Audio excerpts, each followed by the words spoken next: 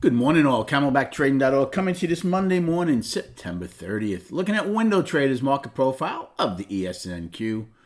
Hope everybody had a very nice weekend. Last day of the quarter. Coming into today, we're in a 3-day balance in ES, 3-day balance in NQ, and with 70 minutes to go, we're trading right at the bottom of our balances in NQ. ES not quite. Remember, ES was an inside day. You come out of it, you go with it, and monitor for continuation or lack of. Now remember, we're really one-time framing up 3 days. The inside day doesn't stop that, but it certainly slows the trend. So I was calling it up to balance. So I'm using Wednesday's low as my balance low on the daily in ES. In NQ, same thing, Wednesday's low. We'll see if we are going to gap. We haven't had a gap lower in a while. We only have 22 downside gaps this year as we head into the fourth quarter. Last year we had 41. 25% of them held last year.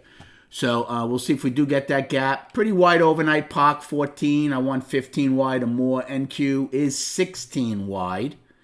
You know what I didn't check? Make sure I'm still in only 2-tick increments here. Let me see. Yes, I am. Okay, that's good.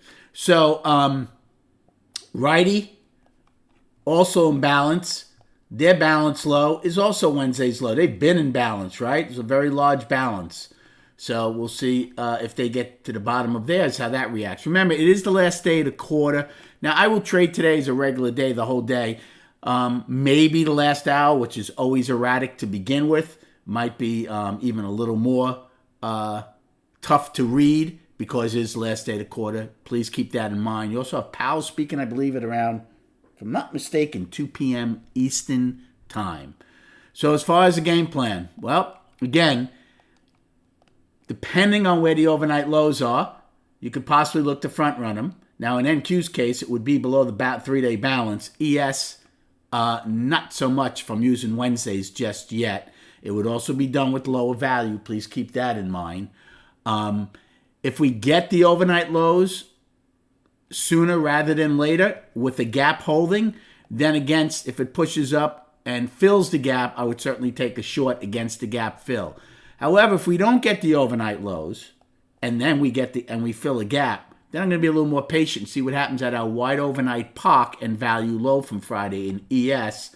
And Q's POC, overnight POC, is way lower than the value low. So I'd have to see what would occur at that level and or if we were to trade up to value low. Again, in the trading room, with this being live streamed all day, the profile, you're going to be finding out what we're looking to do.